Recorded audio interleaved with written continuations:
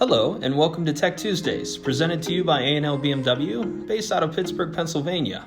Today we're going to show you some excellent technology that BMWs use. Today's tech will be the Comfort Access feature. Hello everybody, my name is Asher and I'm a genius here at A&L Motors, and today we're going to be looking at the Comfort Access feature. So to start, all you have to do is put the keys in your pocket or purse and then we'll get started. Approach the rear of the vehicle and place your foot under the BMW rondelle. Perform a swift kicking motion and the lights of the trunk will flash, indicating that the trunk is opening. To close the vehicle, perform the same swift kicking motion and then the trunk will shut.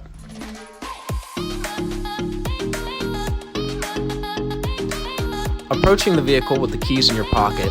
To unlock the vehicle, all you have to do is place your hand on one of the doors and the car will unlock. This is indicated by lights flashing and an acoustic signal.